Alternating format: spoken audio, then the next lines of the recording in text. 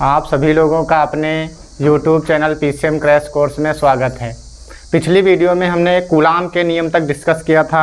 तो वहाँ पे कूलाम का नियम हमने सिद्ध किया था और जो कूलाम के नियम की परिसीमाएं बची हुई थी, जिनको हम लोग अगले नोट पॉइंट में सॉल्व करने वाले हैं।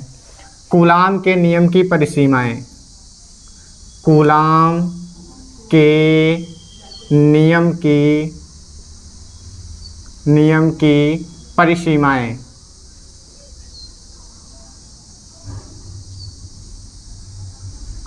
पिछले वाले वीडियो में हमने कूलाम के नियम को बताया था। वहाँ पे हमने पूरा कूलाम का नियम सिद्ध किया था। वहाँ पे कूलाम का नियम का फार्मूला बताया था, एप्सिलॉन नॉट का मान बताया था, 1/4 एप्सिलॉन नॉट का मान बताया था और इन सब के मात्रक व बीमा भी बताई थी। जो लोग पिछला वाला वीडियो नहीं देखे हैं वो लोग प्लेलिस्ट में जा करके और पिछला वाला वीडियो देख लेंगे। उसके आगे से यहाँ से हम बता रहे हैं कि कूलाम के नियम की परिसीमाएँ क्या होती हैं। तो कूलाम का नियम नंबर 1, इसकी जो परिसीमाएं होती हैं, सीमाएं मतलब जो कूलाम का नियम है वह कहाँ तक के आवेशों के लिए, कितनी दूरी के लिए कार्य करता है। तो पहला जो हमारा नियम है, जो ये नियम है सिर्फ बिंदु आवेशों के लिए, बिंदु आवेशों के लिए, बिंदु आवेशों के लिए जो कूलाम का नियम है वो सिर्फ बिंदु आवेशों के लिए कार्य करता है, बड़े बड़े आवेशों के लिए कार्य नहीं करता है। दूसरा नंबर, स्थिर आवेशों के लिए, स्थिर आवेशों के लिए जो कूलाम का नियम है वो सिर्फ स्थिर आवेशों के लिए कार्यरत होता है, जबकि गतिशील आवेशों के लिए यह नियम लागू नहीं होता। यह नियम सिर्फ स्थिर आवेशों पर कार्य करता है। तीसरा, यदि आवेशों के बीच दूरी, आवेशों के बीच दूरी 10 की पावर -15 से कम हो तो यह नियम लागू नहीं होता है, लागू नहीं होता है। अगर जो R का मान है, जो Q1 Q2 दो आवेश होते हैं, अगर उनके बीच की जो दूरी है 10 की पावर -15 मीटर से कम है तो वहाँ पे ये नियम जो है लागू नहीं होता है। तो ये कूलाम के नियम की परिसीमाएं थी। कूलाम का नियम पिछले वाले वीडियो में है, आप लोग उसको पूरा देखिएगा, डिटेल से वहाँ समझ जाएंगे। सिर्फ कूलाम के नियम की परिसीमाएं बची हुई थी जिसको हमने इस वीडियो में डिस्कस किया है। तो पूरा कूलाम का नियम देखने के लिए पिछले वाले वीडियो को अवश्य देखें। अगला हम लोग अब अगला टॉपिक शुरू करने वाले हैं। यहाँ से नया और इम्पॉर्टेंट टॉपिक वैद्युत क्षेत्र। अब वैद्युत क्षेत्र क्या होता है यहाँ से हम लोग समझते हैं। आप लोग वीडियो को स्क्रीनशॉट ले करके हल कर सकते हैं और कृपया आप लोग कॉपी पेन लेके अवश्य बैठें। अगला हम लोग हल करने वाले हैं वैद्युत क्षेत्र। यहाँ से मोस्ट इम्पॉर्टेंट टॉपिक शुरू होने वाले हैं और इसके आगे हम लोग पूरा का पूरा चैप्टर डिस्कस करने वाले हैं। ठीक है, यहाँ से लेकर के जितने भी प्रूफ होंगे सबको हम लोग आगे सॉल्व करने वाले हैं। तो पहली हेडिंग हम लोगों की रहेगी वैद्युत क्षेत्र। वैद्युत क्षेत्र, वैद्युत क्षेत्र क्या होता है? ऐसे एग्जाम्पल हम आप लोगों को बताते हैं। जैसे मान लिया कि हमने एक चुंबक लिया, एक चुंबक लेते हैं और उसको एक जगह पर रख देते हैं। तो इस चुंबक के चारों ओर एक घेरा सा बन जाता है जहाँ तक कि वस्तुओं को वो अपने ओर क्या कर सकता है, आकर्षित कर सकता है। जैसे मान लिया यहाँ पे हमने कोई वस्तु रखी तो ये चुंबक इस वस्तु को खींच लेगा, यहाँ तक रखी तो ये इसका चुंबक इस वस्तु को खींच लेगा, यहाँ रखी तो भी इसको खींच लेगा। अगर यहाँ पर इन वस्तुओं को रखते हैं तो ये चुंबक इनको खींच नहीं पाता है। तो यहाँ से हम एक चीज़ देखते हैं कि चुंबक के चारों ओर का वह क्षेत्र जहाँ तक कि वह वस्तुओं को खींच लेता है वो क्या कहलाता है, चुंबकीय क्षेत्र कहलाता है। जबकि हमें कौन से क्षेत्र की आवश्यकता है, विद्युत क्षेत्र की। तो चुंबक की जगह पे अब हम लोग आवेशों की बात कर लेते हैं। तो यदि चुंबक की जगह पे एक आवेश रखा जाए, मान लेते हैं कि यहाँ पे एक हम धनात्मक आवेश +Q रख लेते हैं। अब इस आवेश के चारों ओर एक इस प्रकार से हम स्थान मान लेते हैं जहाँ तक अगर किसी भी आवेश को रखा जाए तो इसके क्षेत्र में वह आकर्षण या प्रतिकर्षण बल का अनुभव करेगा। मान लिया हमने यहाँ पे एक -Q आवेश रख दिया तो ये इसकी ओर खिंचाएगा। दूसरा, यहाँ पे अगर हमने कोई प्लस का क्यों आवेश रख दिया तो इस पे प्रतिकर्षण का बल लगाएगा। यहाँ तक के जो भी आवेश होंगे वहाँ तक इसका बल कार्य करेगा। अर्थात ये आवेश इतने क्षेत्र के अंदर अपने प्रकृति के अनुसार आकर्षण अथवा प्रतिकर्षण बल का अनुभव करेगा। यदि इन आवेशों को हम यहाँ पर रख दें तो यहाँ पर कोई भी बल कार्य नहीं करेगा। तो इसका मतलब इस चुंबक का जो ये जहाँ तक कि वह आवेशों को आकर्षित या प्रतिकर्षित कर सकता है वह उसका क्या कहलाएगा, ये इसका विद्युतीय क्षेत्र कहलाएगा। ठीक है, तो हम लोग विद्युत क्षेत्र की परिभाषा लिख लेते हैं। विद्युत क्षेत्र की परिभाषा होती है, लिख लीजिएगा आप लोग सब लोग, कि किसी आवेश के चारों ओर का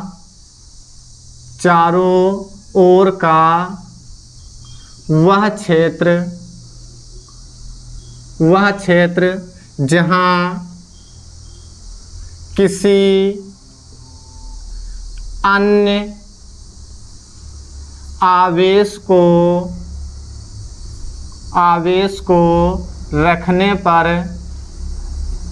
रखने पर वह अपनी प्रकृति के अनुसार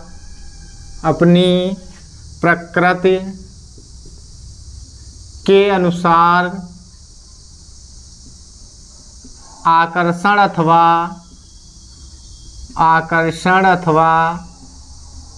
प्रतिकर्षण बल का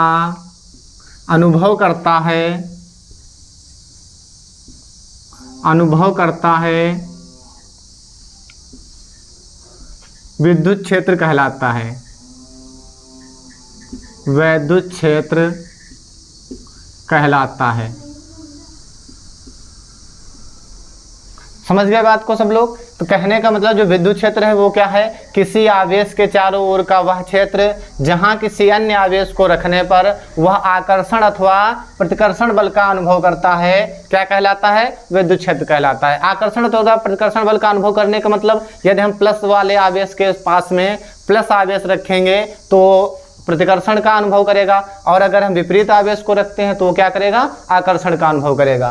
तो ये वैद्युत क्षेत्र की परिभाषा समझ में आ गई। वैद्युत क्षेत्र का मतलब होता है किसी भी आवेश द्वारा उसका वह क्षेत्र जहां तक उसका आकर्षण अथवा प्रतिकर्षण बल कार्य कर सके। ठीक है, तो ये परिभाषा आप लोग वैद्युत क्षेत्र की नोट कर लेंगे। किसी भी आवेश के चारों ओर का वह क्षेत्र जहां किसी अन्य आवेश को रखने पर वह अपनी प्रकृति के अनुसार आकर्षण अथवा प्रतिकर्षण बल का अनुभव करता है, वैद्युत क्षेत्र कहलाता है। ठीक है, तो वैद्युत क्षेत्र कहलाता है। तो अब हम लोग यहाँ से देखते हैं वैद्युत क्षेत्र के बाद में, जैसे मान लिया कि ये इतना ये क्षेत्र जो है इस आवेश का ये इतना क्षेत्र है। अब ये प्लस क्यों आवेश के कारण ये इतना क्षेत्र है, तो यहाँ पे अगर एक आवेश मान लो हम यहाँ पे रख लेते हैं माइनस का, एक यहाँ पर आवेश रख लेते हैं और एक आवेश यहाँ पर रख लेते हैं, ये सब माइनस के आवेश हैं। तो ये वाले जब इस प्रकार से हम रखते हैं तो ये वाला जो आवेश होगा बहुत तीव्रता से इधर की ओर आएगा, ये वाला इससे थोड़ा कम धीमे आएगा और ये वाला बहुत दुर्बलता से आएगा, और इसके बाहर यहाँ पर कोई आवेश रख दें तो ये बिल्कुल इससे प्रभावित नहीं होगा। तो कहने का मतलब हुआ कि जो वैद्युत क्षेत्र होता है उसमें अलग अलग बिंदुओं पर अलग अलग आकर्षण अथवा प्रतिकर्षण बल कार्य करते हैं। तो कहने का मतलब है यहाँ पे इन सभी बिंदुओं पर हमें ज्ञात करना कि यहाँ पे वैद्युत क्षेत्र कितना, यहाँ पे वैद्युत क्षेत्र कितना, यहाँ पे वैद्युत क्षेत्र कितना है। तो इनको ज्ञात करने के लिए हमें किसकी आवश्यकता पड़ती है, वैद्युत क्षेत्र की तीव्रता की। तो अगली हेडिंग हम लोग डालने वाले हैं वैद्युत क्षेत्र की तीव्रता। आप लोग इसका स्क्रीनशॉट लेकर के इसको नोट कर सकते हैं।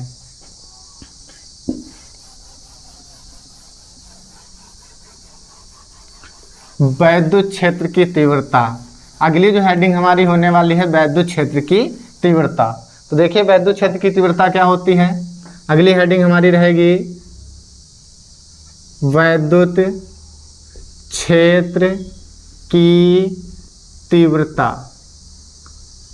वैद्युत क्षेत्र की तीव्रता, अभी हमने बताया कि वैद्युत क्षेत्र में अलग अलग बिंदुओं पर जो आकर्षण बल होता है वो अलग अलग होता है, अर्थात अलग अलग बिंदुओं पर वैद्युत क्षेत्र अलग अलग होता है। तो वैद्युत क्षेत्र की तीव्रता को हम डिफाइन कैसे करेंगे। कोई आपसे पूछ ले डायरेक्टली कि वैद्युत क्षेत्र की तीव्रता है क्या चीज़, वैसा तो हम लोग परिभाषा सूत्र से लिख देते हैं कि सूत्र के अकॉर्डिंग परिभाषा लिख दी और वही बता देते हैं। लेकिन हमसे कोई डायरेक्टली पूछे कि वैद्युत क्षेत्र की तीव्रता चीज़ क्या है, ये किस चीज़ का ज्ञान कराती है, तो इसके लिए एक लाइन हम लोग लिख लेते हैं वैद्युत क्षेत्र की तीव्रता वह भौतिक राशि है, वैद्युत क्षेत्र की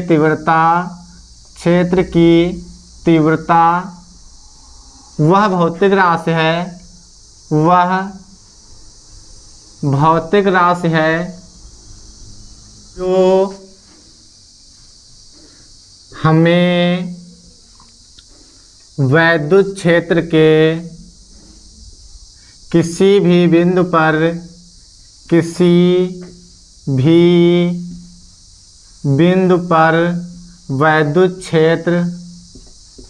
वैद्युत क्षेत्र का मान बताती है। तो वैद्युत क्षेत्र की तीव्रता की अगर आपसे कोई लोग वैद्युत क्षेत्र की तीव्रता के बारे में पूछते हैं तो आप उनको बता सकते हैं कि वैद्युत क्षेत्र की तीव्रता वह भौतिक राशि है जो हमें वैद्युत क्षेत्र के किसी भी बिंदु पर वैद्युत क्षेत्र का मान बताती है। मतलब वैद्युत क्षेत्र में किस बिंदु पर किसका कितना मान है ये ज्ञात करने के लिए हमें वैद्युत क्षेत्र की तीव्रता का प्रयोग करना होता है। ठीक है, तो वैद्युत क्षेत्र की तीव्रता को हम लोग बता सकते हैं। ये वैद्युत क्षेत्र की मुख्य परिभाषा नहीं है, इसको मुख्य परिभाषा के रूप में नहीं लिखते हैं, बल्कि हमें ये इससे पता चलता है कि वैद्युत क्षेत्र की तीव्रता जो है वो चीज़ क्या है। ठीक है, तो अगर कोई भी पूछता है तो उसको हम समझा सकते हैं कि वैद्युत क्षेत्र की तीव्रता जो है वह एक ऐसी भौतिक राशि है जो हमें वैद्युत क्षेत्र में किसी भी बिंदु पर वैद्युत क्षेत्र का मान बताती है, जैसा कि अभी हमने पीछे चित्र में बताया हुआ था। ठीक है, अब इसकी हम लोग मुख्य परिभाषा क्या लिख लेते हैं। तो देखिए मुख्य परिभाषा इसकी क्या होने वाली है, जो कि हमें कॉपी या बुक में लिखनी होती है। ठीक है, तो इसके हम लोग मुख्य परिभाषा लिखने वाले हैं। तो मुख्य परिभाषा में लिखेंगे वैद्युत क्षेत्र में स्थित किसी परीक्षण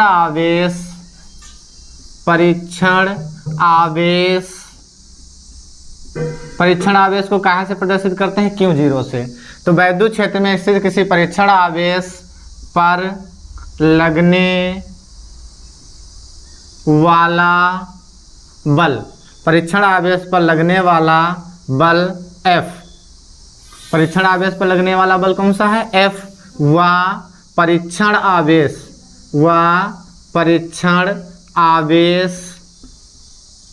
के अनुपात को वैद्युत क्षेत्र की तीव्रता कहते हैं। वैद्युत क्षेत्र की तीव्रता कहते हैं, वैद्युत क्षेत्र की तीव्रता कहते हैं। ये हमारी मुख्य परिभाषा है, इसको लिख लेंगे। याद रखेंगे कि मान लिया कि जैसे ये हमारा कोई वैद्युत क्षेत्र है, ये हमने मान लिया कि ये हमारा वैद्युत क्षेत्र E है और यहाँ पे हमारे पास कोई परीक्षण आवेश Q0 है और इसको हम यहाँ तक लाते हैं तो इसमें हमारा एक बल F कार्य करता है और ये वाला जो बल F है और ये जो परीक्षण आवेश है, इन दोनों के जो अनुपात होता है उसको हम लोग कहते हैं वैद्युत क्षेत्र की तीव्रता। ठीक है, तो आप लोग ये परिभाषा नोट कर सकते हैं कि वैद्युत क्षेत्र में किसी परीक्षण आवेश Q0 पर लगने वाला बल F व परीक्षण आवेश के अनुपात को वैद्युत क्षेत्र की तीव्रता कहते हैं। जिनको समझ में ना आए वो लोग वीडियो पीछे करके फिर से देख सकते हैं। ठीक है, इसे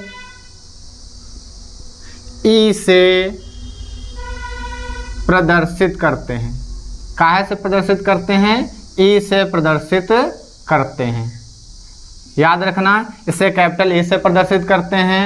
यह एक कैसी राशि है, सदिश राशि है।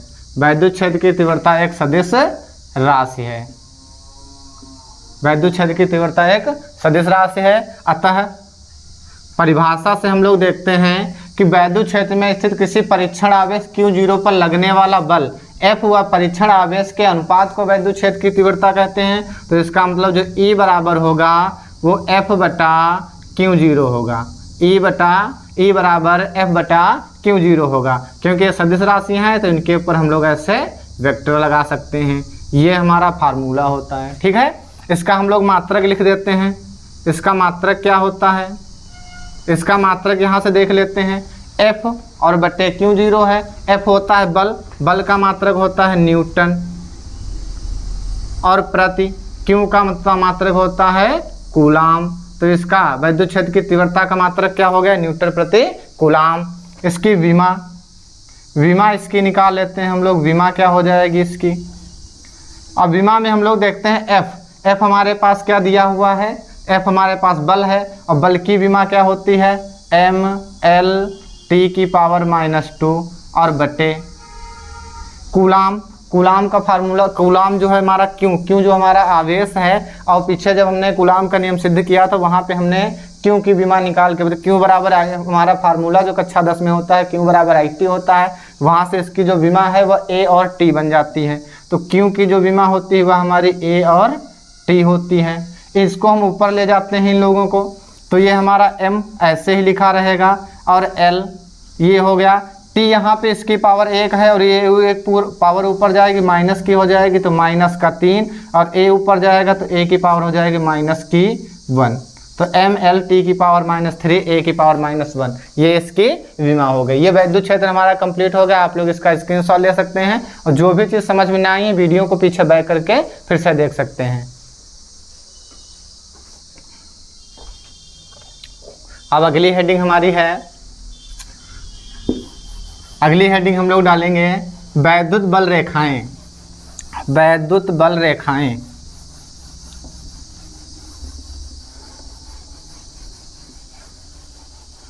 वैद्युत बल रेखाएं। अगली हेडिंग हम लोग डालने वाले हैं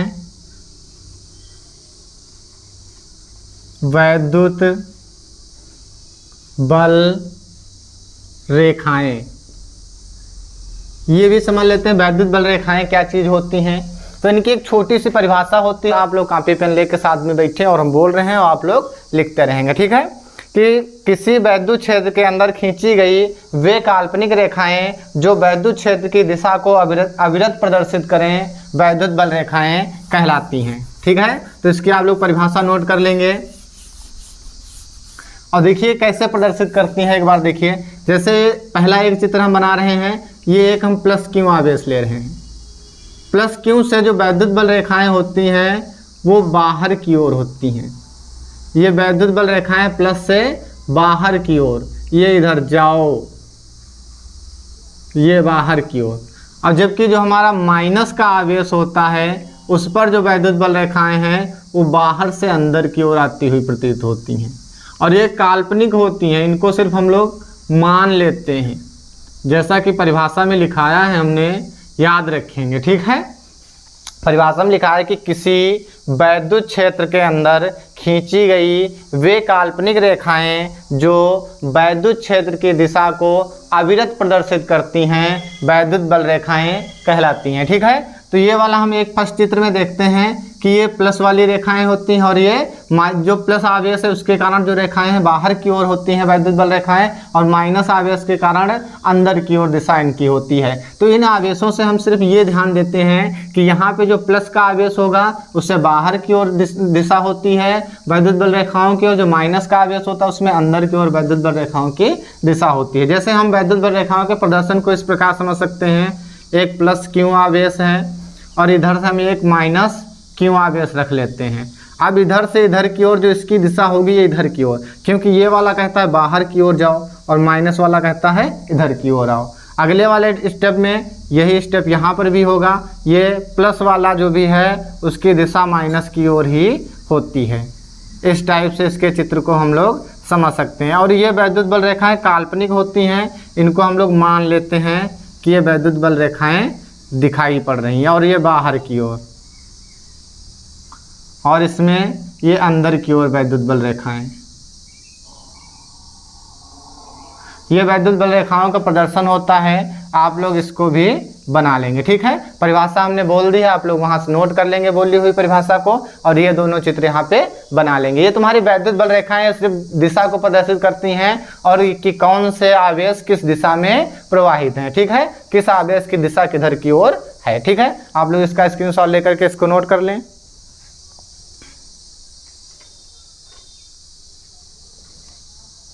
अब अगली हमारी जो इम्पोर्टेंट हेडिंग है, अगली इम्पॉर्टेंट हेडिंग है, अगला बहुत ही इम्पॉर्टेंट हेडिंग है जिसको एग्जाम में भी पूछा जाता है, कई बार पूछा भी गया है। बिंदु आवेश के कारण वैद्युत क्षेत्र की तीव्रता। बिंदु आवेश की थोड़ी सी हम बात कर लेते हैं। जो हमारा ये Q0 होता है, ये जो हमारा Q0 होता है जिसको हम लोग परीक्षण आवेश कहते हैं, इसको हम लोग किस नाम से जानते हैं? परीक्षण आवेश। इसको हम लोग परीक्षण आवेश के नाम से जानते हैं। और इस पर क्या होता है? इस पर धनावेश होता है। कैसा होता है? ये धनावेशित होता है। और ये जो होता है बहुत ही कम आवेश होता है, अल्प आवेश। अल्प आवेश होता है। ये कैसा आवेश होता है? अल्प आवेश। इसमें बहुत ही कम मात्रा में आवेश होता है और इसी को हम लोग बिंदु आवेश के नाम से जानते हैं। किस नाम से जानते हैं? बिंदु आवेश। बिंदु आवेश। तो याद रखेंगे बिंदु आवेश किसको कहते हैं? Q0 को हम लोग बिंदु आवेश भी कहते हैं और इसी को परीक्षण आवेश भी कहते हैं। इस पर धनावेश होता है और ये बहुत ही अल्प आवेश होता है, बहुत कम आवेश होता है। इसको हम बहुत बड़ा आवेश नहीं कहते, बहुत ही कम आवेश कहते हैं। ठीक है, तो अगली अब हम लोग हेडिंग डालेंगे बिंदु आवेश के कारण विद्युत क्षेत्र की तीव्रता। बिंदु आवेश के कारण, अगली हेडिंग लगा लीजिए भैया सब लोग। बिंदु आवेश के कारण, बिंदु आवेश के कारण विद्युत क्षेत्र की तीव्रता। विद्युत क्षेत्र की तीव्रता। अब किसी बिंदु आवेश के कारण हमें विद्युत क्षेत्र की तीव्रता को निकाल करके दिखाना है कि विद्युत क्षेत्र की तीव्रता हमारी क्या होगी किसी बिंदु आवेश के कारण। ठीक है, तो बिंदु आवेश के लिए सबसे पहले हम एक आवेश रख लेते हैं।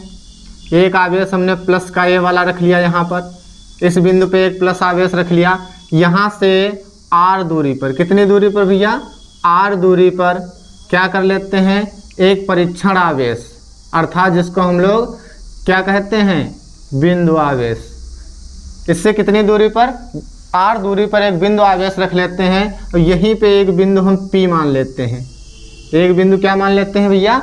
P मान लेते हैं। इसी बिंदु P पर, इसी बिंदु P पर हमें क्या करना है?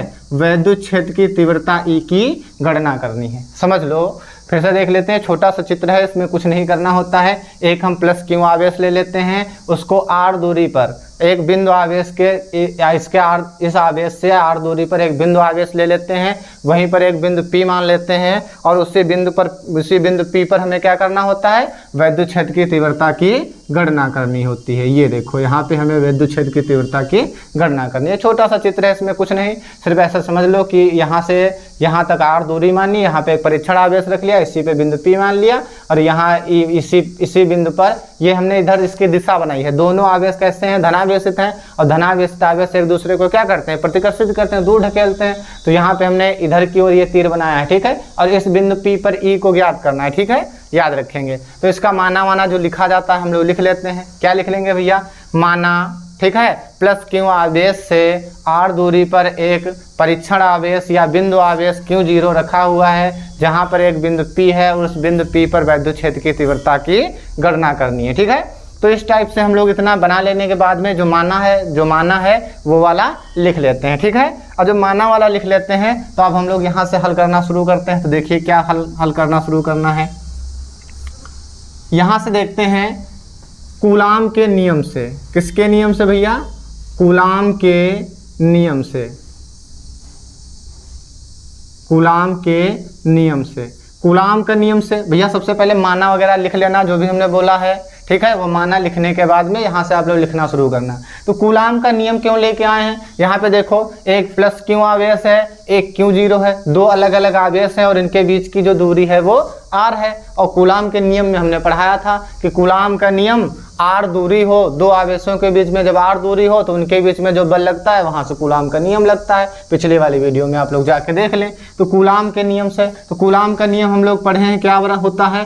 F बराबर 1/4 pi epsilon not Q1 Q2 upon r square से।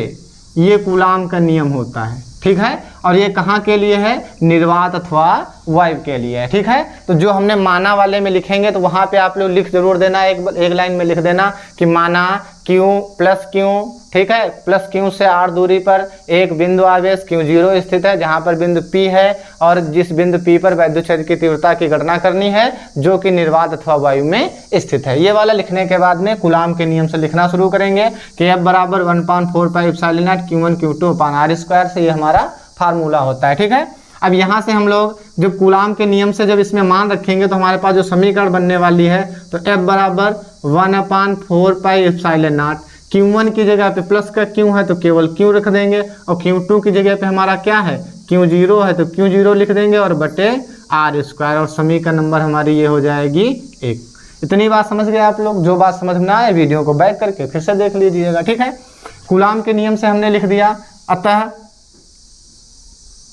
अभी हम लोगों ने पढ़ा था, क्या पढ़ा था कि अगर ये परीक्षण आवेश है, ये परीक्षण आवेश है और इस परीक्षण आवेश को बल दे करके वैद्युत क्षेत्र तक ले जाया जाए तो वहाँ पे एक सूत्र बन जाता है जिसको हम लोग वैद्युत क्षेत्र की तीव्रता कहते हैं। तो अतः हम जानते हैं, क्या भैया हम लोग जानते हैं, हम जानते हैं कि E बराबर F/Q0,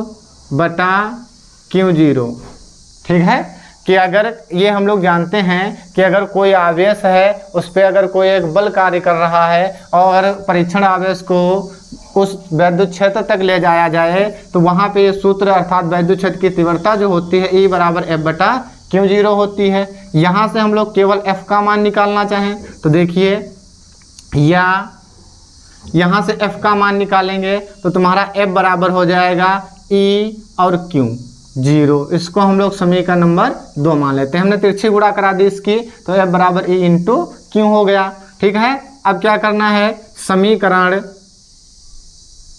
1 व 2 की तुलना करने पर, अब 1 व 2 की तुलना करते हैं, अगर किसी के राइट हैंड साइड बराबर हो तो उसके लेफ्ट हैंड साइड भी बराबर होते हैं, या हम कह सकते हैं F की जगह पे इसका मान भी रख सकते हैं। तो इसका मतलब हो जाएगा F की जगह पे हम ये वाला लिख देंगे, ये हमारा हो जाएगा E और Q0 बराबर, ठीक है, 1/4πε0 Q और Q0 और बटा r²। ये इतना हमारे पास हो जाएगा। अब यहाँ से हम E का मान, केवल हमको बिंदु आवेश के कारण वैद्युत क्षेत्र की तीव्रता निकालनी है तो E बराबर निकालेंगे 1/4πε0 Q इंटू Q0 अपान r²। और इस पूरे के बटे में कितना हमारे पास आने वाला है, इस पूरे के जो बटे में आएगा वो तुम्हारे पास हो जाएगा Q0। बटे का बटा नीचे आता है, यहाँ से हम लोग इसको काट सकते हैं। Q0 से Q0 को हमने कैंसिल कर दिया। अगर Q0 से Q0 कैंसिल हो जाता है तो इधर देखिएगा हमारे पास जो फार्मूला है वो बन जाएगा E बराबर 1/4πε0 Q अपान r²। ये जो कि हमारा वैद्युत क्षेत्र की तीव्रता का सूत्र है। यही हमको बिंदु आवेश के कारण वैद्युत क्षेत्र की तीव्रता का सूत्र है। ये कहाँ के लिए है, निर्वात अथवा वायु के लिए। ये कहाँ है भैया, निर्वात अथवा वायु के लिए। ये निर्वात अथवा वायु में होता है। यदि आवेश किसी माध्यम में हो, किसी माध्यम में हो, किसी माध्यम में हो, माध्यम में हो का मतलब जैसे ये कहीं जल में हो, कांच में हो या किसी अन्य प्रकार के माध्यम में हो, तब हमारे पास क्या फार्मूला हो जाएगा, तब उसके लिए माध्यम का परावर्तन K होता है तो वहाँ पे हमको K रखना होगा। तो E बराबर 1/4πε0 K इंटू Q/r²। ये हमारे पास फार्मूला होता है। आप लोग स्क्रीनशॉट लेकर के इसको नोट कर सकते हैं, ठीक है। बिंदु आवेश के कारण वैद्युत क्षेत्र की तीव्रता को हमने यहाँ से कंप्लीट कर दिया। अब अगली इसका स्क्रीनशॉट लेकर के अगला देखते हैं टॉपिक हम लोग।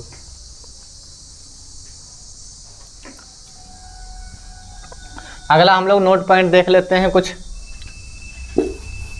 इसके नोट पॉइंट देखते हैं अगले।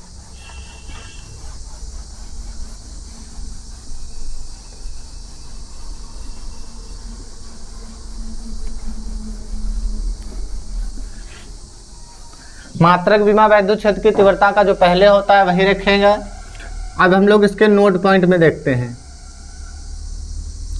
नोट पॉइंट, ठीक है। अभी हमने सिद्ध किया कि जो E बराबर होता है 1/4πε0 Q अपान r² के होता है। क्योंकि ये सब हमारे कांस्टेंट हैं, ये वाला हमारा कांस्टेंट होता है जिसको हम लोग नियतांक बोलते हैं। ये नियतांक हो जाएगा और क्यू को अगर हम 1 मान लें तो ई अनुक्रमानुपाती 1/r² हो जाएगा। ये बात समझ में आई।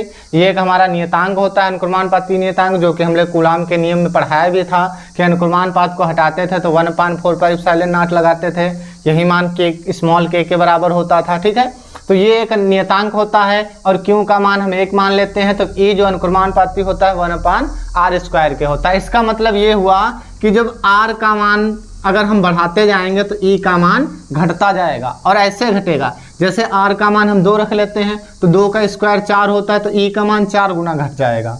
बात समझ रहे हैं सब लोग? तो कहने का मतलब है जो ई अनुक्रमानुपाती, ई जो हमारा है वो व्युत्क्रमानुपाती होता है 1/r² के। ठीक है, ई जो हमारा होता है वो व्युत्क्रमानुपाती होता है r² के। इसका मान अगर बढ़ाएंगे तो इसका घटेगा, अगर इसका घटेगा तो इसका मान बढ़ेगा। ठीक है, तो यहाँ से हम लोग देख लेते हैं कि यहाँ से हमको एक बात पता चलती है कि दूरी अगर बढ़ाई जाए, दूरी बढ़ाने पर तीव्रता घटती है।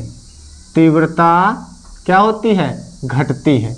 याद रखेंगे कि दूरी बढ़ाने पर तीव्रता क्या होती है? घट जाती है। ठीक है, ये फर्स्ट पॉइंट है। दूसरे पॉइंट में इसका हम लोग ग्राफ बना के देखते हैं कि किस टाइप से हमारी जो तीव्रता है वो घटती है। ठीक है, तो हम लोग यहाँ से एक ग्राफ बना लेते हैं। ई अनुक्रमानुपाती 1/r² से एक ग्राफ देखते हैं। आप लोग ग्राफ जानते होंगे, इस टाइप से बनाया जाते हैं।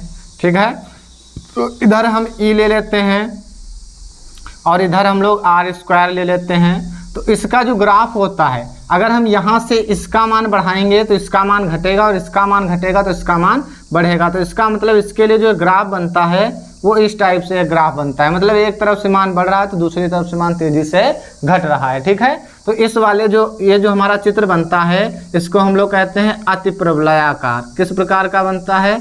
अति परवलयाकार। अति परवलयाकार जो हमारा ये चित्र बनता है वो अति परवलयाकार ग्राफ बनता है। ठीक है, तो ये 2 नोट पॉइंट है, आप लोग लिख लेंगे। ठीक है, इसको भी आप स्क्रीनशॉट लेकर के नोट कर लें।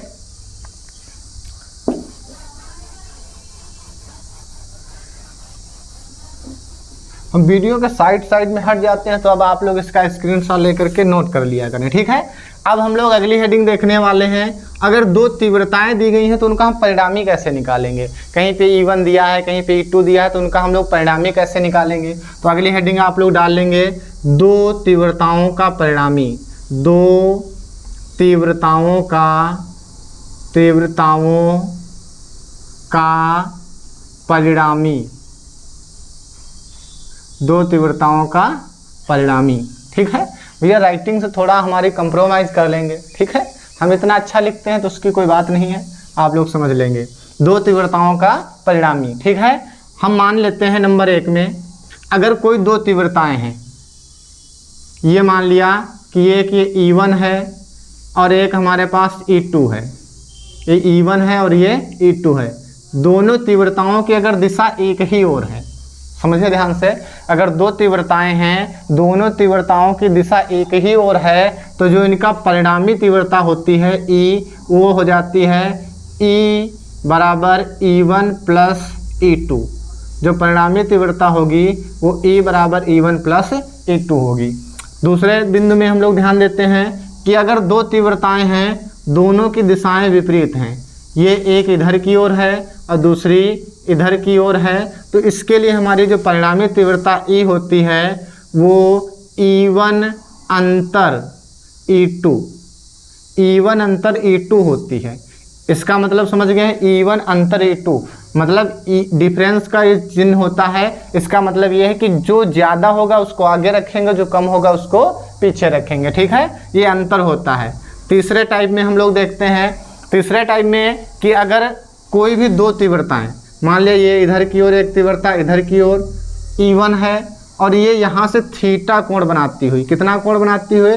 थीटा कोण बनाती हुई दूसरी तीव्रता E2 इधर की ओर है, तो इनकी परिणामी तीव्रता क्या होने वाली है? तो इनकी परिणामी तीव्रता के लिए हम लोग फार्मूला लगाते हैं E बराबर √E1 square plus E2 square plus E1 E2 cos theta.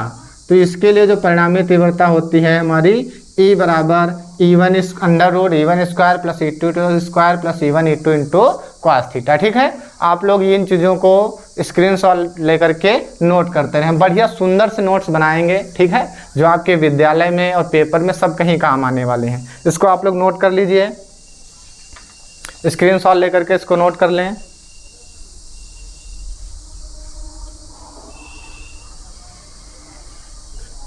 Note हो गया सब लोगों का? ठीक है भैया, नोट करते रहेंगे सब लोग। सब लोग बहुत अच्छे बच्चे हैं, सब लोग बढ़िया से सुंदर सुंदर नोट बनाना, खूब अच्छे से पढ़ना और खूब बढ़िया नंबर लाना। जब अच्छे नंबर लाएं तो सर जी को बढ़िया कमेंट करना कि सर जी हम 70%, 80%, 90% नंबर लाएं। ठीक है, हाँ भैया। तो अगली हेडिंग हम लोग देखने वाले हैं वैद्युत द्विध्रुव। अगली हेडिंग हमारी होने वाली है वैद्युत द्विध्रुव। वैद्युत द्विध्रुव अगली हेडिंग है वैद्युत द्विध्रुव। तो वैद्युत द्विध्रुव क्या होता है? बहुत ही सिंपल तरीके से समझेंगे, बिल्कुल कठिन नहीं है। मान लेते हैं एक हमारे पास कोई प्लस क्यू आवेश है बेचारा, ये बहुत अल्प दूरी, कितनी अल्प दूरी हम मान लेते हैं 2L दूरी पर एक और आवेश रखा हुआ है, और ये किसी एक ऐसे निकाय में है जो इनकी अल्पतम दूरी पर स्थित रखते हैं इन दोनों को। ठीक है, समझो ध्यान से कि एक प्लस क्यू आवेश है, दूसरा माइनस क्यू आवेश है, और दोनों एक दूसरे से कितनी दूरी पर हैं 2L, और इस 2L दूरी को हम लोग अल्पतम दूरी कहते हैं। ठीक है, बहुत ही अल्प दूरी है। तो इसकी परिभाषा हम लोग क्या लिखेंगे? तो एक बार इसकी परिभाषा बढ़िया अच्छे से समझ लेंगे। इसकी परिभाषा में लिखना है दो बराबर परंतु, ठीक है, आप लोग लिख लीजिएगा। परिभाषा हम बोल रहे हैं दो बराबर परंतु, मतलब जिसमें जो आवेश हैं दोनों बराबर हैं, परिमाण में तो समान है परंतु चिन्हों में क्या हैं? विपरीत हैं। तो लिखेंगे परिभाषा में दो बराबर परंतु विपरीत प्रकार के आवेश एक दूसरे से अल्पतम दूरी पर स्थित हों तो इस प्रकार बने निकाय को वैद्युत द्विध्रुव कहते हैं। परिभाषा समझ में आई? आप लोग वीडियो को फिर से पीछे ले जा करके आप लोग इसको देख सकते हैं। ठीक है, बार बार परिभाषा बताने से वीडियो बहुत बड़ी सी हो जाती है। आपके हाथ में तो फ़ोन है, इसको कृपया पीछे बैक कर लीजिए और देख लीजिए। ठीक है, तो अब हम लोग समझ गए होंगे कि हमारा वैद्युत द्विध्रुव क्या होता है। ठीक है, तो वैद्युत द्विध्रुव में आप लोग बहुत अच्छे समझ गए कि अगर ये दो आवेश होते हैं छोटे छोटे से, ध्यान रखेंगे, तो ये दो आवेश परिमाण में तो समान होते हैं, इनके मान तो बराबर होते हैं परंतु चिन्हों में विपरीत होते हैं, एक प्लस का और एक माइनस का, दोनों अल्पतम दूरी पर स्थित होते हैं, और इसी निकाय को हम लोग क्या कहते हैं? वैद्युत द्विध्रुव कहते हैं। वैद्युत द्विध्रुव की परिभाषा हो गई आप लोगों की। तो वैद्युत द्विध्रुव में एग्जाम्पल दे देते हैं, जैसे वैद्युत द्विध्रुव का एग्जाम्पल दे देते हैं, जैसे HCl कॉमा आपका होता है H2O कॉमा NaCl। ये आप थोड़ा सा ये थोड़ा सा केमिस्ट्री के तत्व हैं, यौगिक हैं, जिनको आप लोग देख लें। भैया HCl, H पे प्लस का आयन होता है, क्लोरीन पे माइनस का आयन होता है। यहाँ पे देखिए एक हमारा प्लस का आवेश रहता है और एक माइनस का, और इनके बीच में जो बंध होता है एक छोटा सा सिंगल बंध लगाते हैं जो इनसे बहुत ही अल्प दूरी पर होता है। मतलब ये जो हैं इस वाले नियम को, वैद्युत द्विध्रुव के नियम को फॉलो करते हैं, अर्थात वैद्युत द्विध्रुव की परिभाषा में सटीक बैठते हैं। ऐसे ही H2 है बेचारा, H2 है ना, दो हाइड्रोजन है, दो प्लस के आयन हो गए, O पर दो माइनस के होते हैं, NaCl प्लस का और Cl पे माइनस का हो गया। तो इस प्रकार से ये हमारे वैद्युत द्विध्रुव के एग्जाम्पल हैं। ठीक है, आप लोग इनको भी नोट कर लीजिएगा। ठीक है, अगली हेडिंग हम लोग डालने वाले हैं वैद्युत द्विध्रुव आघूर्ण। वैद्युत द्विध्रुव आघूर्ण क्या होता है? वैद्युत द्विध्रुव आघूर्ण, वैद्युत द्विध्रुव आघूर्ण, ये वैद्युत द्विध्रुव आघूर्ण क्या होता है देख लीजिए भैया। वैद्युत द्विध्रुव आघूर्ण के लिए ये हमने एक प्लस क्यू आवेश ले लिया और इस आवेश से थोड़ी सी दूरी, जिसको भी हमने नाम दिया था 2L, ये 2L दूरी पर एक दूसरा आवेश माइनस क्यू ले लेते हैं। ठीक है, समझिएगा, ये वैद्युत द्विध्रुव हम बना रहे हैं। यहाँ पे इसको चाहे तो आप बिंदु A और B का नाम भी दे सकते हैं, A और B। AB हमारा क्या है? एक वैद्युत द्विध्रुव है। और जहाँ पे एक हमने प्लस का क्यू आवेश लिया है और एक माइनस का क्यू आवेश है, जिनके बीच की अल्पतम दूरी 2l है। अल्पतम दूरी है क्योंकि बहुत ही कम दूरी है। अब हम लोग इसको l दूरी भी ले सकते हैं, लेकिन अभी इसको बताएंगे हम लोग 2l दूरी क्यों लेते हैं, ठीक है। तो वैद्युत द्विध्रुव आघूर्ण की परिभाषा क्या हो जाएगी हमारी, तो समझो ये हमारे दोनों आवेश दिए हुए हैं और इनके बीच की दूरी है। आवेशों में से जो वैद्युत द्विध्रुव होता है, वैद्युत द्विध्रुव के किसी एक आवेश, क्योंकि जो सदिश राशियां होती हैं उनमें हम किसी भी चिन्ह का मान नहीं रखते हैं, क्योंकि जो सदिश राशियां हैं उनमें सिर्फ हमें ये प्रतीत होता है कि जो ये चिन्ह हैं ये सिर्फ दिशा बताने के लिए होते हैं, ना कि उनमें प्लस माइनस लगा करके प्रश्नों को हल करने के लिए, ठीक है।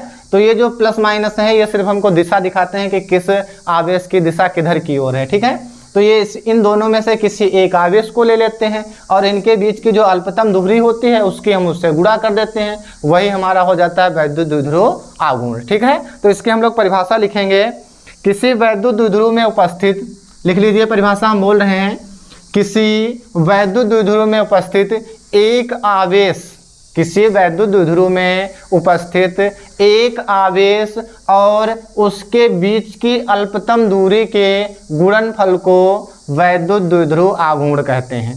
परिभाषा नोट कर लीजिएगा और पीछे वीडियो को बैक करके भी आप लोग परिभाषा सुन सकते हैं। तो वैद्युत द्विध्रुव आघूर्ण की हमने परिभाषा बता दी। इसे प्रदर्शित कैसे किया जाता है, इसे P से प्रदर्शित करते हैं, P से प्रदर्शित करते हैं, इसे P से प्रदर्शित करते हैं। अतः परिभाषा से इसका जो सूत्र बनता है P बराबर, हमने कहा था इसमें का कोई भी एक आवेश, तो ये हमने Q ले लिया और इनके बीच की अल्पतम दूरी क्या है, 2l है। तो हमारा जो सूत्र बन गया वो P बराबर 2ql हो गया। ये भैया हमारा इसके लिए बन गया सूत्र। तो वैद्युत द्विध्रुव आघूर्ण का हमारा सूत्र क्या बन गया, P बराबर 2ql, ठीक है। और जो वैद्युत द्विध्रुव है ये कैसी राशि है, यह एक सदिश राशि है और सदिश राशि के लिए हम लोग इस पर वेक्टर लगाकर दिखा सकते हैं, ठीक है। इसे P से प्रदर्शित करते हैं और यह एक कैसी राशि है, यह एक सदिश राशि है, यह एक सदिश राशि है। आदिश सदिश सब लोग जानते हैं, हाँ जो लोग सदिश सदिश नहीं जानते हैं वो कक्षा 11 में जो वीडियो बनेगी उसको देखकर वहाँ से आप लोग समझ सकते हैं। सदिश राशियाँ वे राशियाँ होती हैं जिनमें परिमाण के साथ साथ दिशा का भी ज्ञान हो, और अदिश राशियों में हमें दिशाएं ज्ञात नहीं होती हैं। इस वाले में हमको दिशा स्पष्ट दिखाई पड़ रही है, प्लस का आवेश, ये माइनस का आवेश है और जो प्लस वाला होता है वो माइनस की ओर जाएगा, अर्थात इसकी दिशा जो होगी इस प्रकार से होगी, इसकी दिशा इधर की ओर होगी, ठीक है। अतः जो हमारा जो वैद्युत द्विध्रुव आघूर्ण होता है वो एक सदिश राशि होती है, ठीक है। इसका मात्रक क्या होता है, इसका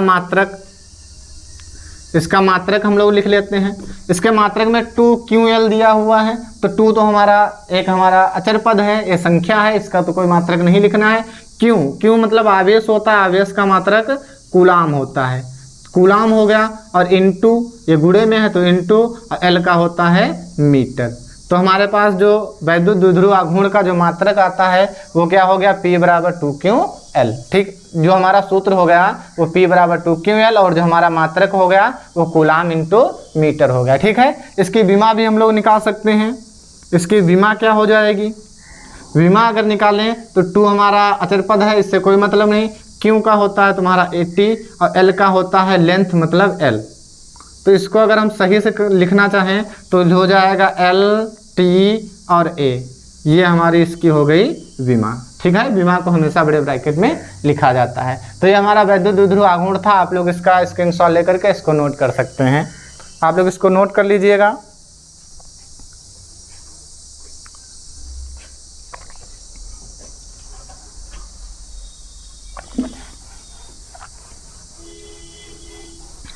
अगली हेडिंग हम लोग देखेंगे। अगली हेडिंग बहुत ही मोस्ट इंपॉर्टेंट हेडिंग है, आप लोग इसको याद रखेंगे, कई बार बोर्ड परीक्षा में पूछा भी गया है, ठीक है। आप लोग अगली हेडिंग बिल्कुल बहुत अच्छे से ध्यान देंगे। क्या हेडिंग है हमारी, अगली हेडिंग दी गई है वैद्युत द्विध्रुव के कारण, वैद्युत द्विध्रुव के कारण वैद्युत द्विध्रुव के कारण अक्ष पर उत्पन्न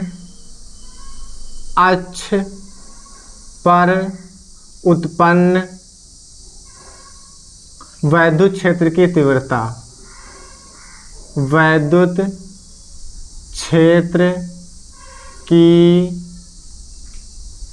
तीव्रता, वैद्युत क्षेत्र की तीव्रता, वैद्युत द्विध्रुव के कारण अक्ष पर उत्पन्न वैद्युत क्षेत्र की तीव्रता। और इसको हम लोग दूसरे नाम से भी लिखते हैं, अच्छी स्थिति में वैद्युत क्षेत्र की तीव्रता। आप लोग इसके हेडिंग और इसके नीचे और भी हेडिंग में इसको लिख सकते हैं कि और भी कौन सी हेडिंग होती हैं, ये लिख सकते हैं। ये हेडिंग एग्जाम में 3-4 टाइप से इसको पूछ लिया जाता है। एक तो तुम्हारा ऐसे लिख के आ सकता है, वैद्युत द्विध्रुव के कारण अक्ष पर उत्पन्न वैद्युत क्षेत्र की तीव्रता बताइए। यह कहेगा वैद्युत द्विध्रुव के कारण अच्छी स्थिति में वैद्युत क्षेत्र की तीव्रता बताइए। और ये भी कह सकता है कि आपका अनुदैर्ध्य स्थिति में वैद्युत क्षेत्र की तीव्रता बताइए। वैद्युत द्विध्रुव के कारण अनुदैर्ध्य स्थिति में भी वैद्युत क्षेत्र की तीव्रता बताइए। तो हम लोग सबसे पहले एक डिस्कस कर लेते हैं। अभी जो हमने वैद्युत द्विध्रुव पढ़ा था वहाँ पे थोड़ी सी बात को समझ लेते हैं, फिर आगे हल करते हैं। जो हमने अभी वैद्युत द्विध्रुव बताया था, ये वैद्युत द्विध्रुव हमने इस टाइप से बनाया था। ये हमारा वैद्युत द्विध्रुव था +Q -Q, और यहाँ पे ये दूरी हमारी 2L है। तो आप लोग एक बात अगर साइंस पढ़ते हैं तो मन में आपके विचार आने चाहिए। क्या आने चाहिए? विचार, कि ये वाली दूरी हमने 2L क्यों ली, L क्यों नहीं ली, जबकि ये अल्पतम दूरी है तो केवल L भी तो मान सकते थे। तो भैया L इसलिए हमने नहीं ली कि अगर कोई भी दूरी, अगर हम वैद्युत द्विध्रुव की तुलना करते हैं और इसमें अगर कोई चीज़ को हल करना शुरू करते हैं तो इसके कोई भी दूरी हम इसके मध्य बिंदु से ही लेते हैं। बात समझ में आई कि कोई भी दूरी क्या करते हैं, इसके मध्य बिंदु से लेते हैं। अगर इस पूरी दूरी को हम L मान लेते तो यहाँ से इसकी दूरी L/2 होती, यहाँ से इसकी दूरी L/2 होती, जो कि हमारे जोड़ने और घटाने के लिए बहुत ही जटिल समस्याएं उत्पन्न करती। इसलिए इस हम वैद्युत द्विध्रुव जो आघूर्ण है, जो हमारा वैद्युत द्विध्रुव है, इसकी दूरी 2L लेते हैं, जिससे इधर का L और इधर का L हो जाए और इसको हल करने में आसानी हो जाए। ठीक है। और इसके अक्ष और निरक्ष की बात कर लेते हैं। इसका अक्ष क्या होता है और इसका निरक्ष क्या होता है, तो ये आप लोग ध्यान से देखिएगा। अक्ष और निरक्ष क्या होता है, अगर इस वैद्युत द्विध्रुव के इधर हम कोई बिंदु ले लें, इधर साइड में, तो ये इसका क्या कहलाएगा? अक्ष कहलाएगा। चाहे इधर हो चाहे इधर साइड में हो, तो ये इसका क्या कहलाएगा? अक्ष कहलाएगा, वैद्युत द्विध्रुव का अक्ष कहलाएगा। अगर हम इस वैद्युत द्विध्रुव से इधर ऊपर की ओर या इधर नीचे की ओर अगर कोई बिंदु लेते हैं तो इसका निरक्ष कहलाता है। ये इसका क्या कहलाता है भैया? निरक्ष कहलाता है। ठीक है। तो आप लोग ध्यान देंगे निरक्ष क्या है और अक्ष क्या है। ठीक है। तो इस प्रकार अगर इधर उधर यहाँ पे अगर कोई बिंदु लेकर के हम तीव्रता ज्ञात करें तो ये निरक्ष कहलाएगा, और अगर सीधे इधर कोई बिंदु लेकर के तीव्रता ज्ञात करें तो इसका अक्ष कहलाएगा। ठीक है। तो अब हम लोग अपनी मुख्य हेडिंग पे आ जाते हैं। ये बहुत ही इंपॉर्टेंट हेडिंग है, कई बार बोर्ड एग्जाम में पूछी भी गई है। ठीक है। तो इस पर हम इंपॉर्टेंट लिख रहे हैं, आप लोग इसको कंफर्म कर लेंगे और बिल्कुल ही क्लियर कर लेंगे। तो वैद्युत द्विध्रुव आघूर्ण के कारण अक्ष पर उत्पन्न वैद्युत क्षेत्र की तीव्रता, अक्ष पर या अच्छी स्थिति में, ठीक है, या अनुदैर्ध्य स्थिति में। तो इसके लिए हम लोग किसके कारण ये उत्पन्न हो रही है? वैद्युत द्विध्रुव के कारण। तो सबसे पहले हमको एक चित्र बढ़िया सा बनाना है। एक हम ये वैद्युत द्विध्रुव बना रहे हैं, ये हमारा भैया वैद्युत द्विध्रुव हो गया। इसको आप लोग इस टाइप से बना लेंगे, +Q और यहाँ पे -Q आवेश होता है। ठीक है।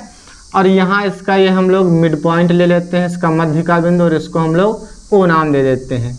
यहाँ से यहाँ तक की दूरी L हो जाएगी और यहाँ से यहाँ तक की दूरी को हम लोग L मानेंगे, क्योंकि ये जो हमारी पूरी दूरी होती है ये क्या होती है भैया? ये 2L दूरी होती है। ठीक है।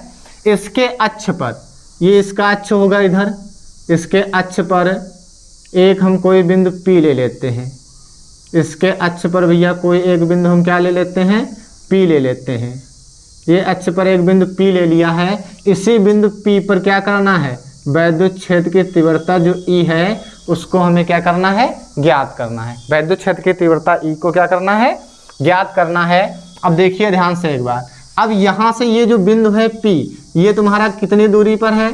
यहाँ से तुम्हारा R दूरी पर है।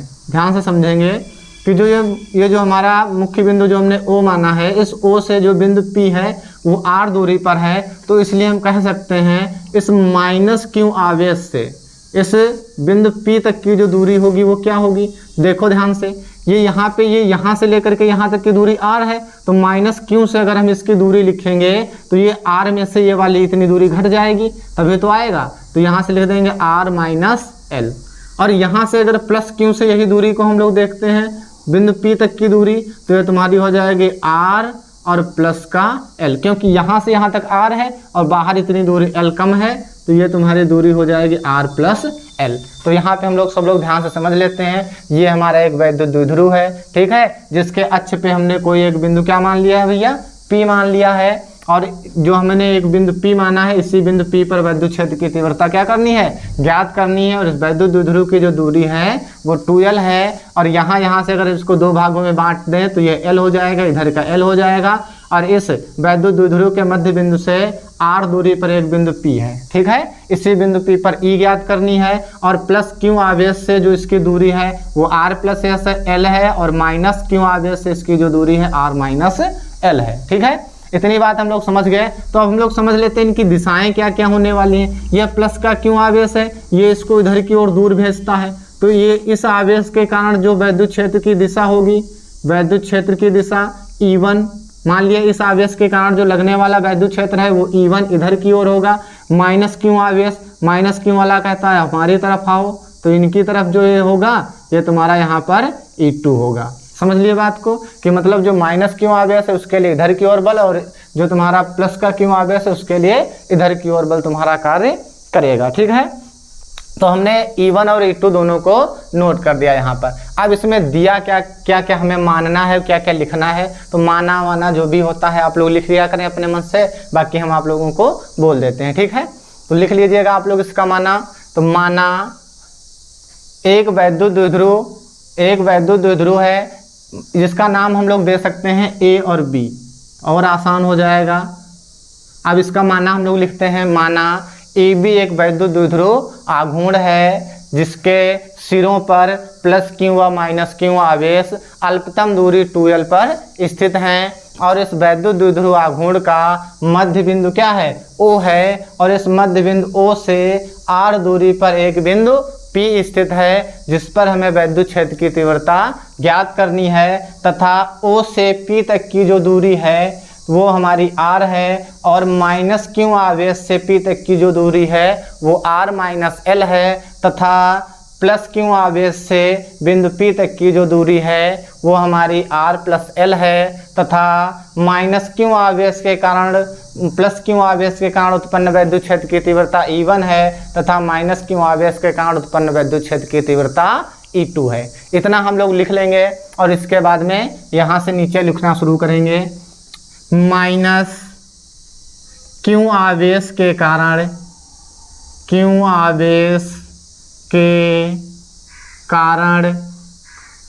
उत्पन्न वैद्युत क्षेत्र की तीव्रता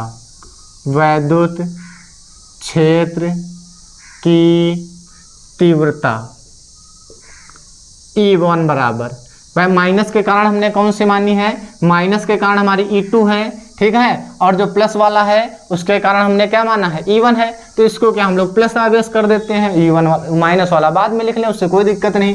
तो प्लस q आवेश के कारण उत्पन्न वैद्युत क्षेत्र की तीव्रता जो हमारी होगी वो E1 बराबर हो जाएगी। वो क्या हो जाएगी, हम लोग वैद्युत क्षेत्र की तीव्रता का भी फार्मूला पढ़ के आए थे बिंदु आवेश के लिए। मान लिया ये वाला यहाँ पे है, वहाँ पे हमें ज्ञात करना है, तो वैद्युत क्षेत्र की तीव्रता का फार्मूला क्या हो जाएगा, अभी हम लोग पढ़े थे 1/4 pi epsilon not into q upon r square.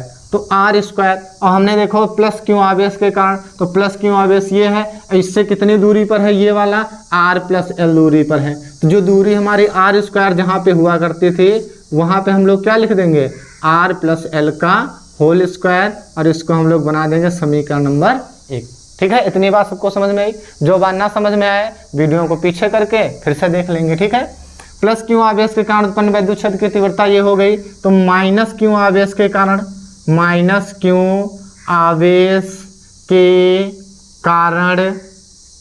उत्पन्न तीव्रता, अब इसके कारण उत्पन्न तीव्रता जो हमारी है वो क्या होगी भैया, E2 होगी और E2 बराबर 1/4 pi epsilon not into Q upon R minus L का होल स्क्वायर।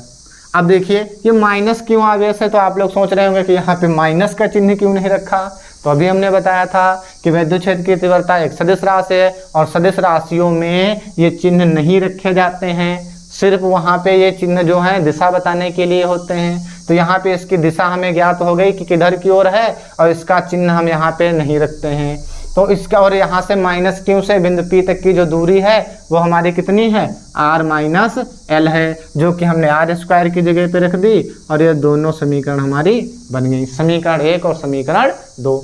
अभी हमने इससे पहले एक हेडिंग लिखवाई थी कि अगर दो तीव्रताएं हैं तो उनका परिणामी क्या होता है, ठीक है। और परिणामी अब हमें देखना है, तो यहाँ पे हम लोग देखते हैं ध्यान से कि एक जो विद्युत क्षेत्र की तीव्रता इधर की ओर है और दूसरी विद्युत क्षेत्र की तीव्रता इधर की ओर है। तो अभी परिणामी में हमने पढ़ा था कि जो E बराबर होता है वो E1 अंतर E2 होता है। फार्मूले में E बराबर क्या होता है, E1 अंतर E2 होता है। अब अंतर का मतलब ये होता है कौन बड़ा है कौन छोटा है, जो बड़ा होगा, ठीक है, उसी को हम आगे रखेंगे, उससे कम वाले को हम घटा देंगे। तो अब आइए हम लोग देखते हैं यहाँ पे, अतः E1 व E2 की परिणामी तीव्रता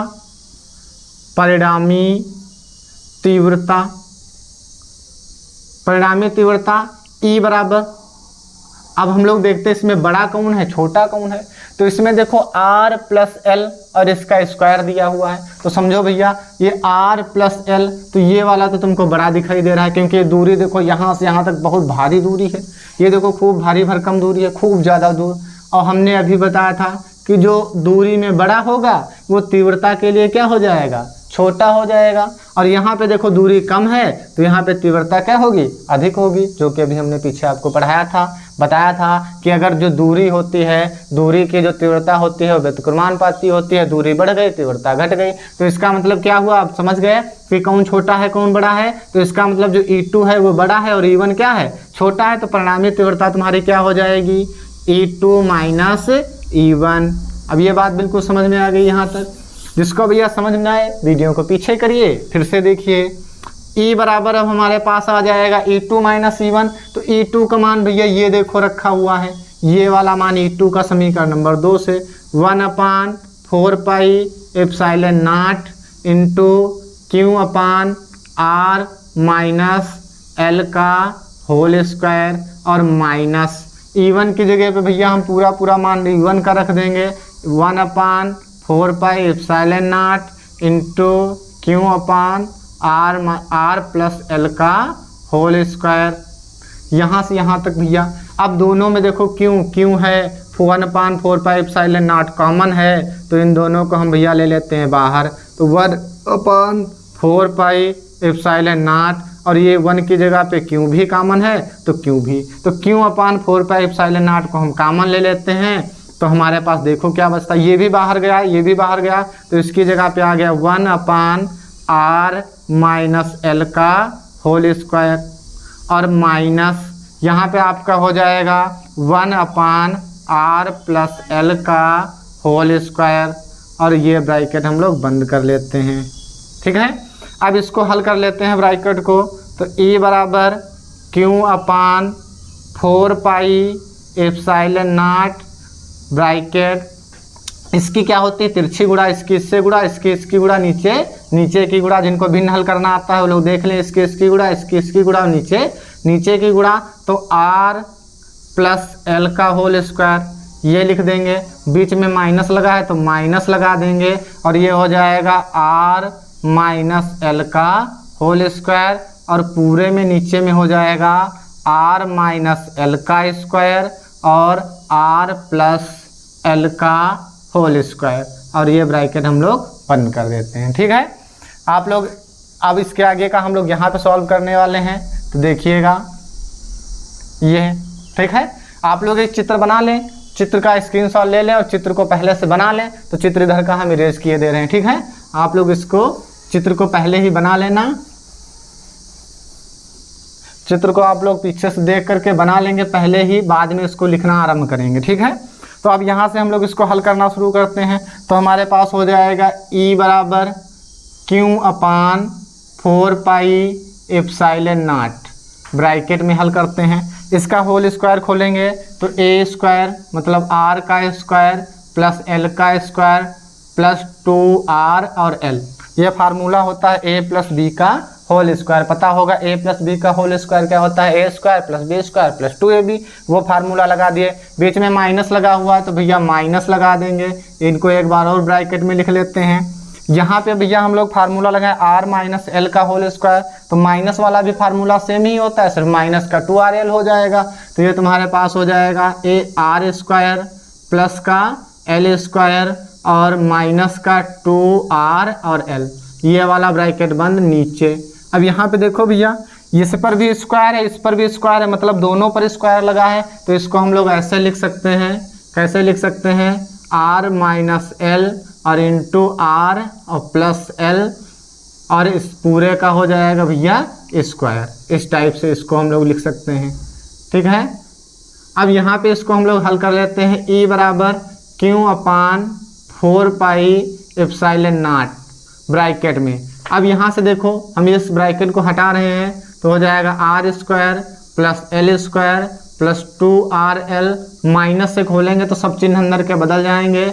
माइनस का r स्क्वायर प्लस का l स्क्वायर, प्लस का है तो ये भी भैया माइनस का हो जाएगा, माइनस का l स्क्वायर और माइनस वाला प्लस का 2r और ये l।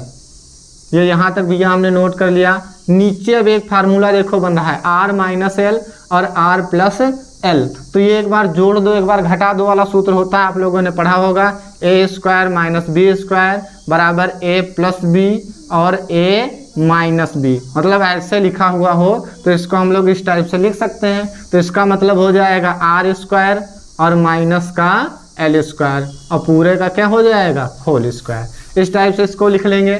तो E बराबर, अब यहाँ पे देखो कौन कौन सी चीज़ें, ये माइनस का r स्क्वायर, ये प्लस का r स्क्वायर कैंसिल हो जाएगा, ये प्लस का l स्क्वायर माइनस का l स्क्वायर और ये दोनों आपस में क्या होंगे, जुड़ जाएंगे। तो ये हो जाएगा Q upon 4 pi epsilon not और हमारे पास ये ब्रैकेट में आ जाएगा 4r और l, 4rl, और नीचे जो हमारा बचा हुआ है उसको लिख देंगे r स्क्वायर माइनस का l स्क्वायर और होल स्क्वायर, पूरे की पावर 2 दी हुई है। अभी हम लोगों ने पढ़ा था जो l हमारा है, l क्या है, बहुत ही अल्पतम दूरी है, बहुत ही सूक्ष्म दूरी है। तो इसको हम लोग यहाँ पे लिख देंगे, यहाँ जो तुम्हारा l स्क्वायर है, ठीक है, इसका मान जो है r स्क्वायर की तुलना में बहुत कम है। यही हमने लिख दिया यहाँ l square is very very less than two r square, मतलब जो l स्क्वायर का मान है r स्क्वायर की तुलना में बहुत कम है। अतः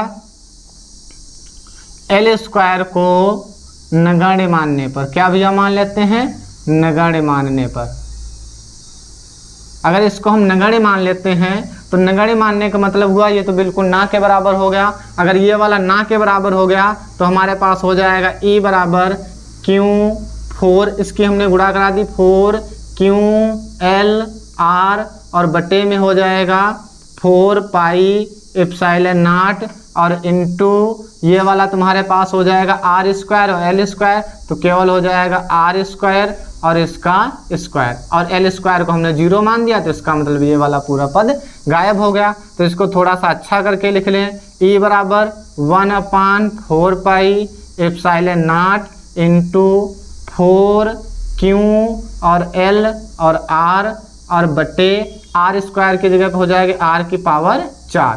ये r की पावर 4 लिखो, चाहे इसको हम लोग लिख सकते हैं r क्यूब और इंटू r, तो r से r हमारा कैंसिल हो जाएगा। तो हमारे पास आ जाएगा E बराबर 1/4 पाई एप्सिलॉन नॉट इंटू, अब ये 4QL लिखा है तो इसको हम लिख सकते हैं 2 इंटू 2QL और बटे r क्यूब, और 2QL का मान किसके बराबर होता है, चूंकि P बराबर जो तुम्हारा होता है वो क्या होता है, 2QL होता है, ठीक है। तो इसको हम लोग यहाँ से लिख देंगे E बराबर 1/4 pi epsilon not into 2P upon r cube. ये भैया हमारा फार्मूला है जो कि हमारा अच्छी स्थिति के लिए फार्मूला आता है। यही हमें सिद्ध करना है। यही अच्छी स्थिति का सूत्र है। यही अच्छी स्थिति का सूत्र है।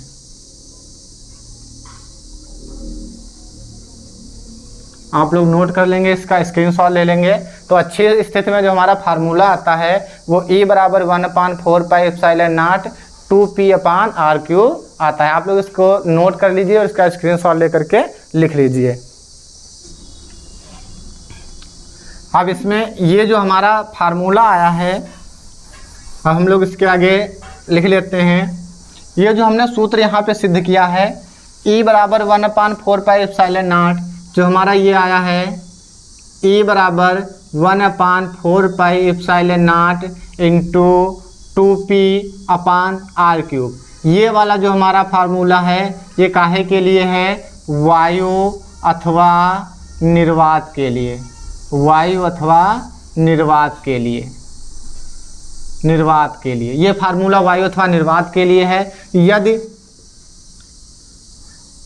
ये निकाय कहाँ पर स्थित हो? किसी माध्यम में स्थित हो। किसी माध्यम में स्थित हो, किसी ऐसे माध्यम में स्थित हो जिसका परावर्तनांक K हो, तो माध्यम में स्थित हो, तब E बराबर 1/4 pi epsilon not K into 2p/r³। तब हमारा जो फार्मूला है ये वाला फार्मूला आ जाता है। ठीक है, ये वीडियो हम लोग यहीं तक रखते हैं और अगला वीडियो जो इसमें निरक्षीय स्थिति बची हुई है और आपका बल युग्म का आघूर्ण बचा हुआ है और किसी भी बिंदु पर वैद्युत क्षेत्र की तीव्रता बची हुई है, जो आपके 3 टॉपिक्स बचे हुए हैं वो हम अगली वीडियो में क्लियर कर देंगे। ठीक है, आप सभी लोगों को वीडियो देखने के लिए बहुत बहुत धन्यवाद। कृपया वीडियो को लाइक ज़रूर कर दें। अगर वीडियो अच्छी लगी हो तो शेयर भी कर दें और चैनल को सब्सक्राइब भी कर लें। धन्यवाद।